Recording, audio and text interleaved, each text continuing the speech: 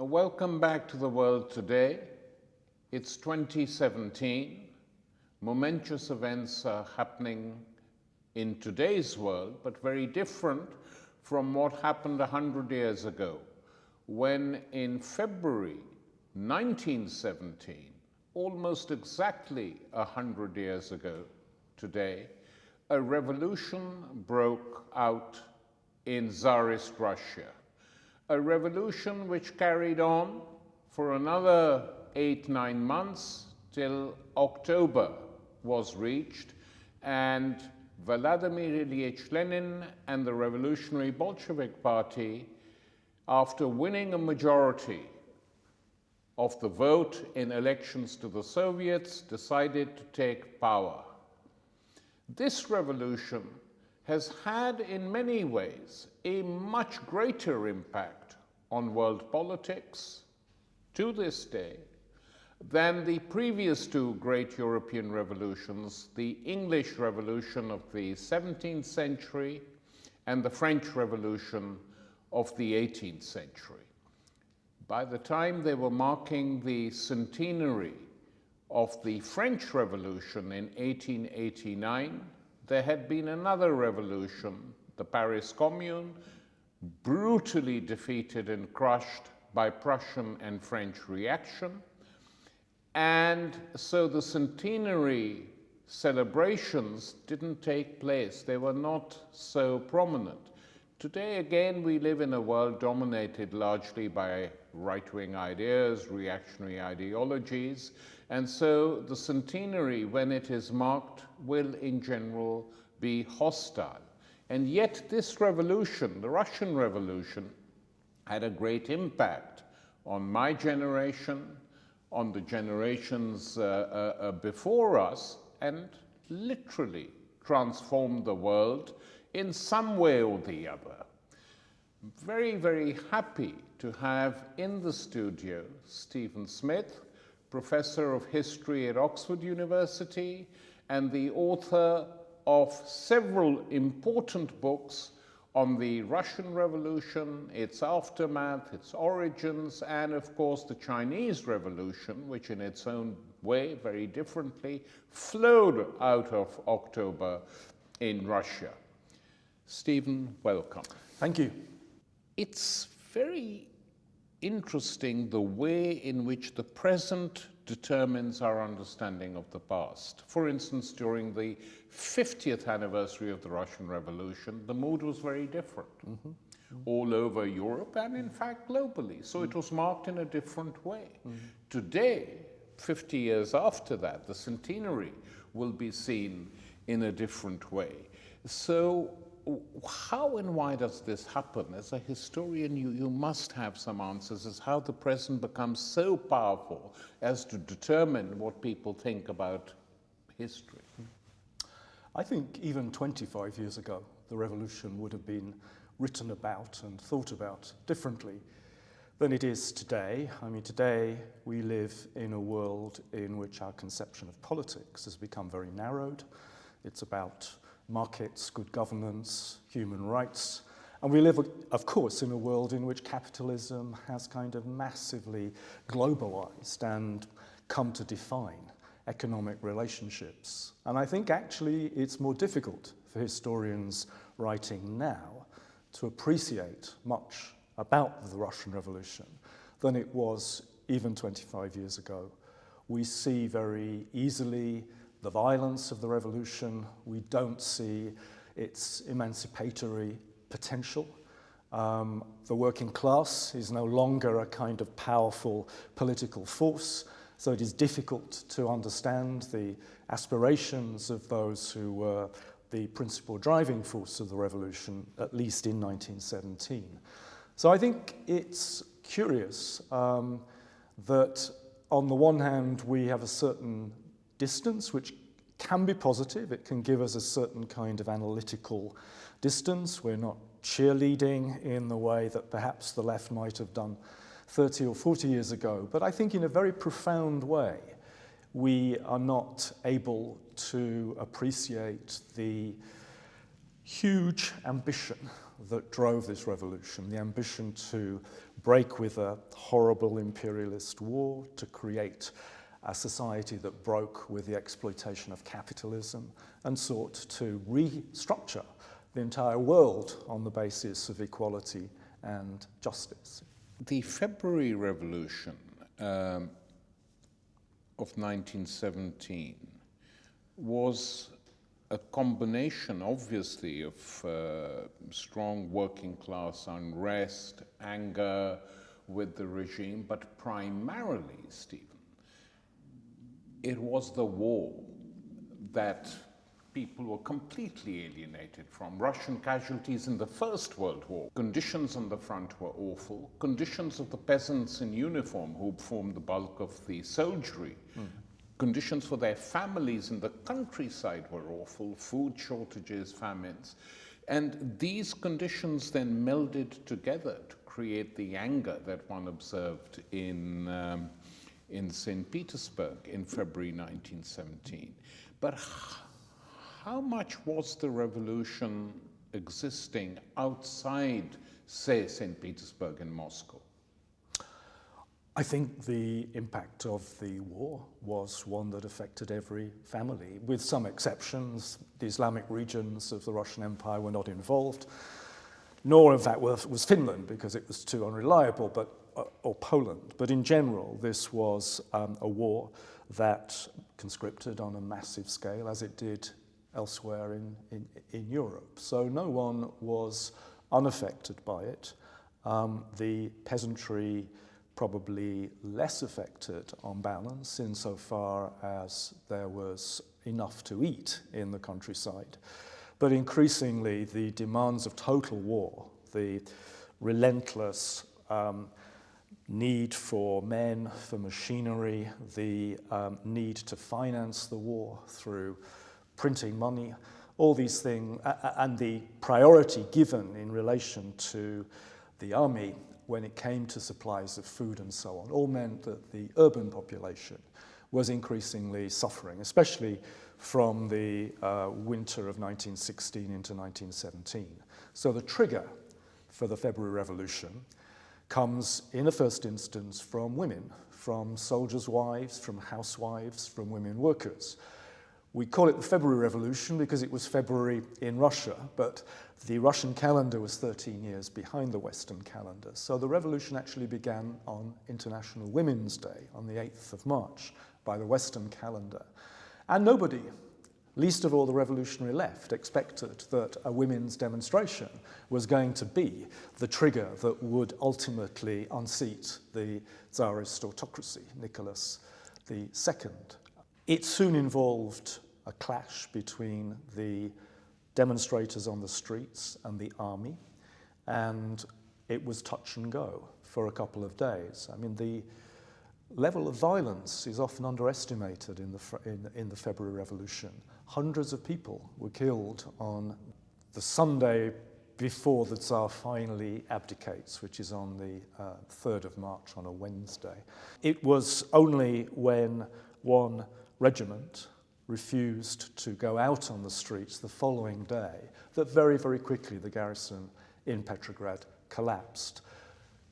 It's important too to remember that although the mobilization on the street is really the driving force of this revolution, the Tsar had become so immensely unpopular, and the court in general, that there'd been a very strong reaction on the part of the politicians in the Duma, or the parliament, which also spilled over into sections of the military high command. And they too played a part in bringing about the abdication. They were sick and tired of Nicholas II. They would have preferred some other monarch, some more constitutional type of monarchy, but when push came to shove, they played their part in easing him out.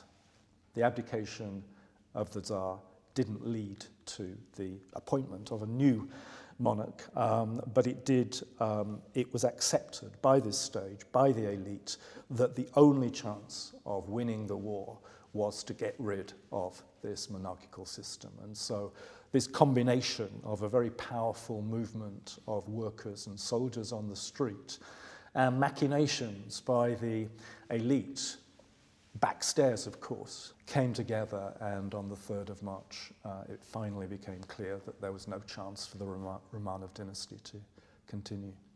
This is very interesting because the contrast with the removal of Louis and Marie Antoinette was slightly different in France. Yeah. I mean, the Tsar accepted it effectively when he saw that people on whom he depended were saying, you have to go to save the system. The only way we can survive is for you to go. And he agreed to do so. While on this subject, Stephen, George V was keen on giving the Tsar's family asylum. After all, they were first cousins. But Curzon was very strongly opposed to it. What was the reason? It couldn't be hostility to monarchy. Was it the fear that if people in Britain saw them backing this despot, it might create something here? Absolutely. In all revolutions, politics moves on incredibly rapidly. So you had, by the middle of 1917, when the option of the Tsar going abroad was on the table politically, you have a supposedly democratic government in Russia, and so they do not want to do anything that might undermine the chances of Kerensky, who's now the prime minister, continuing with a new war. So they didn't want to destabilize the Russian government. Exactly. So I think that was the effect of war on conscripts everywhere was to make them extremely cynical about the old ruling classes. And the last thing that Curzon and later Lloyd George wanted was to add to the problems they already had in ensuring stability, that nothing similar to a Russian Revolution was going to break out in the West. So, Stephen, if we look at the political landscape in Russia, post-Tsarist Russia, March, April 1917, effectively the revolution has taken everyone by surprise. The elite parties and the conservatives are in control with the backing of the right-wing social revolutionaries represented by Kerensky, determined to stay in the war and determined to keep the left at bay. The left is totally surprised. Most of its leaders are abroad. Lenin for the Bolsheviks, Martov for the Mensheviks, nowhere near the country. The situation has to be analyzed by the Bolsheviks on the ground and the Mensheviks on the ground, who obviously participate wholeheartedly in the February Revolution, but are also to a limited extent captured by it, thinking this is so great that we've got rid of the Tsar, Soviets are springing up again, let's not move forward too fast. But reality is moving forward quite fast. So in terms of the political structure of Russia after the fall of the Tsar, could you give us a sketch of the political parties on both sides? The revolution leads to a very curious outcome, which is usually called dual power. Dual power certainly reflects the realities in Petrograd. Whether it reflects the realities elsewhere is more debatable, but essentially dual power was the coexistence of a provisional government and the Petrograd Soviet. The provisional government, which is often presented in conservative accounts as a democratic government, was completely self-selected. These were men who had been prominent in the former Duma, but they selected them themselves, and their primary aim was to try and ensure that the war would continue successfully. They were a mixed bunch, but most of them were pretty wealthy. Many of them were bourgeois in the very real sense of, owning sugar estates and so forth. Others were more lawyers, more liberal politicians. The biggest political grouping, but party politics was not crucial, but the biggest political grouping were the so-called cadets. The Constitutional Democrats. Constitutional Democrats, and there were 6 liberal members of the provisional government. So they constituted the biggest organised political tendency within what was otherwise a rather random collection of representatives of the wealthy classes. The Petrograd Soviet emerges out of the demonstrations on the street. The Petrograd Soviet was a product of the first revolution. 1905. 1905. And we have to remember that although I would certainly argue that the war was the direct cause of the February Revolution, the Tsarist system was extremely unstable and had undergone a major crisis in 1905, when again there'd been massive peasant unrest on the streets, a very strong liberal opposition at that point to the autocracy. But with difficulty, the regime had overcome this crisis, partly because the different elements involved in the challenge to the autocracy were never synchronized, they were never coordinated, and there were deep tensions between the liberal opposition, which was pressing for civil rights, for a parliament, for rule by law and so on, and the more radical workers in particular, who form a Soviet. A Soviet in Russian is simply a council of elected representatives. Could you explain, before we move any further, how these Soviets or councils were elected? Because this is often completely dismissed as being irrelevant or of no importance whatsoever. But these were the first democratic bodies created by workers and others from below. So these elections take place on the factory level, regional level? Yes. So, I mean, by much more than in 1905, after February, by the end of March, in fact. March 1917, you have something like 500 Soviets already in existence. And these are bodies that represent workers in the first instance. So they comprise deputies, is the word they use, elected from the major factories, usually depending on the size of the factory. So if you have a giant factory like the Putilov works in Petrograd, which had 30,000 workers as a result of the war, it expanded astonishingly, producing arms.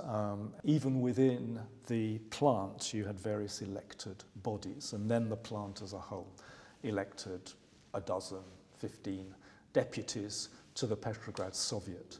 The Petrograd Soviet was distinctive because it also represented soldiers. Exactly. So not all Soviets did. The garrison in Petrograd, including sort of nearby ports, had something like 150, 170,000 men based in the city. So they elected deputies on the basis of their units, usually on a barrack by barrack. And their politics changed. Their politics changed, that the support, both on the part of workers and soldiers, in the first months of the revolution in 1917 was very much for the moderate socialists. The moderate socialists dominated the Petrograd Soviet. Again, they were not strictly elected. I mean, they were the people who had a history of involvement in the labor movement, and they took up positions in the Soviet Executive Committee. And it took time for structures to emerge. But quite quickly, you have an alternative government, or a potentially alternative government, insofar as the Soviet develops functional commissions to deal with food supply or fuel, to deal with relations with the countryside, or any number of things start to be represented structurally within the Petrograd Soviet. So you have these two bodies, and you have the provisional government and you have the Petrograd Soviet. And there's no question that the Petrograd Soviet potentially had the power. Why didn't they take it? I think two reasons. One was they were fearful of counter-revolution. So there was always the possibility by the army in particular. Army generals might bring in troops from outside the capital. Troops in the capital were totally unreliable. They were well behind the Soviet. The other was a more ideological reason.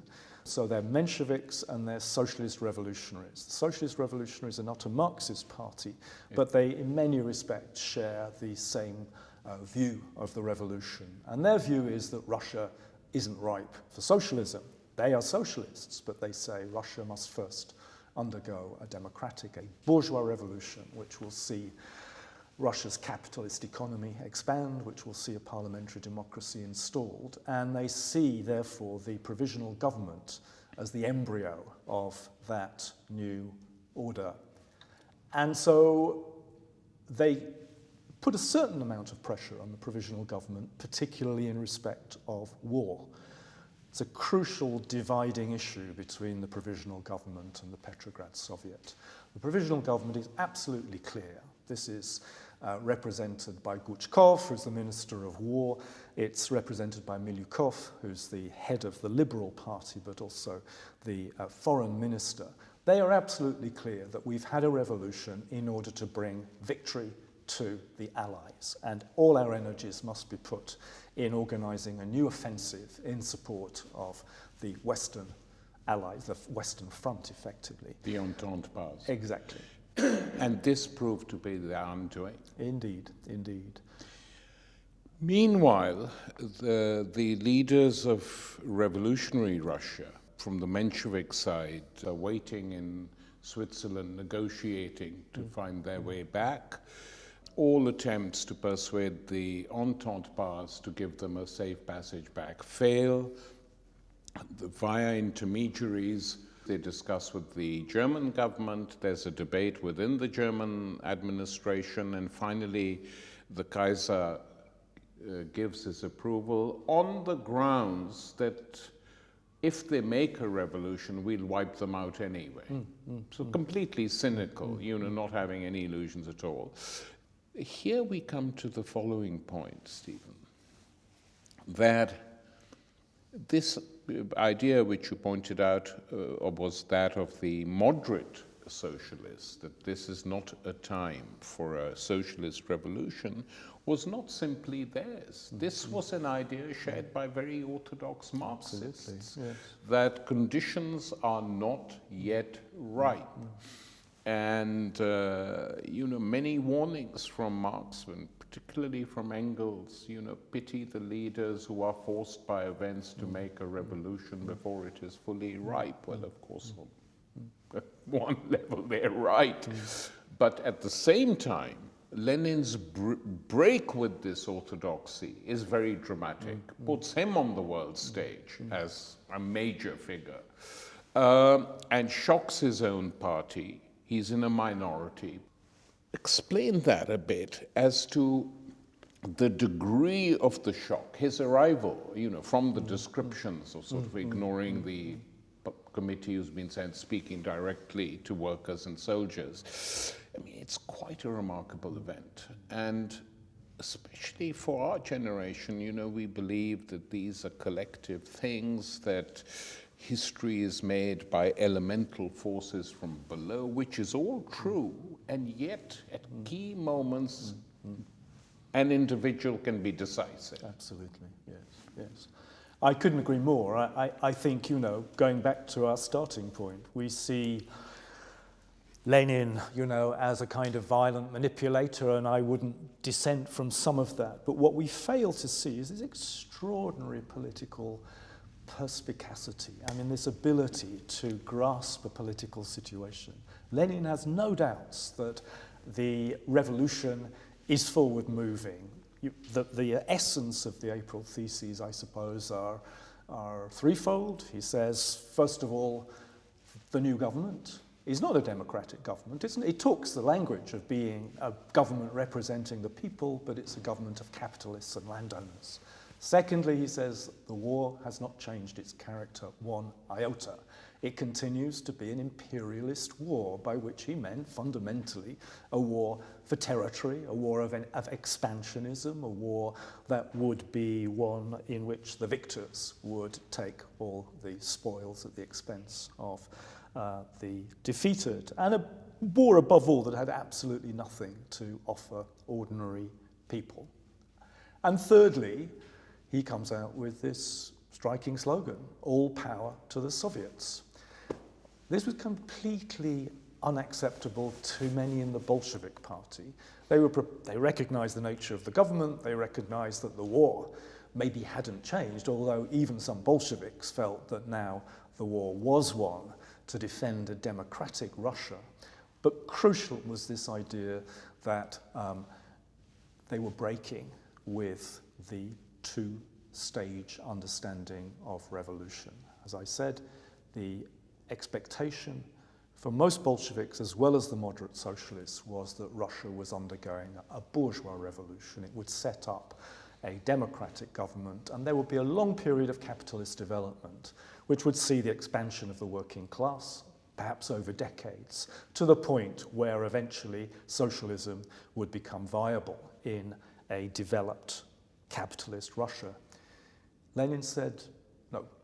Lenin's thinking, above all, internationally. So Lenin's thinking had undergone a very profound change in the course of the war.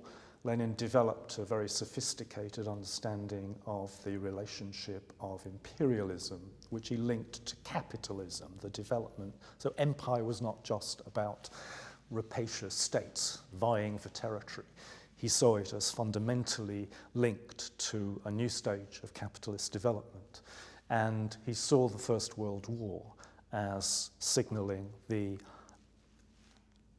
point where capitalism was in profound crisis. So for him, Russia was the weak link in the capitalist chain. Russia, as a backward country, and of course nobody could deny that it was, had been the first to link to snap. But this was part, in his understanding, of a complex set of economic and political relationships which brought militarism, war, together with empire, together with capitalism. And so for him, the paramount concern was now to drive the revolution forward, to move to a position where socialism was thinkable. Whether Lenin absolutely thought socialism was on the cards immediately in Russia is something that's debatable, but certainly he thought that the old idea of two neat stages where a bourgeois revolution would happen and later a socialist revolution, he breaks with that. And this is a big shock for his fellow Bolsheviks. For orthodoxy. Absolutely, yes. Yeah. And of course, the other thing he argues with some of them who think solely, including many Bolsheviks, solely in terms of Russia is, hey guys, the working class may not be a predominant force here, but it's very strong in Germany, and it's very strong in France. And so the whole leadership at one point sees the future of the Russian Revolution very dependent on whether they'll win Germany or not. Absolutely. And it was not as remote a possibility as people now like to say or think, because Germany had got rid of the, I mean, when Lenin was negotiating the peace of Brest-Litovsk, and again in a minority, very small minority, and they said, but you know, you're handing over these lands to the Germans, the Kaiser will rule. He said, I don't think the Kaiser is going to be ruling for too long. On that he was absolutely right. Yes, yes, yes. But that was the way he thought. It was internationalist to the very core, which was, you know, suppressed in sort of interpretations of his work much in later years. So the Russian Revolution was part of a chain. Break it at its weakest link and the whole chain.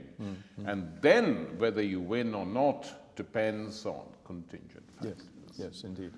So absolutely what you say. I mean, this is a moment in history when one sees political leadership as absolutely critical. You can have, you know, a revolutionary situation, and I think everybody agrees that this was a deepening revolutionary crisis, but political leadership becomes all important. And Lenin is able quite quickly to bring a majority of the Bolsheviks around to his way of thinking. But it's not to say that there weren't continuing tensions in respect of how far Russia could go in the direction of socialism.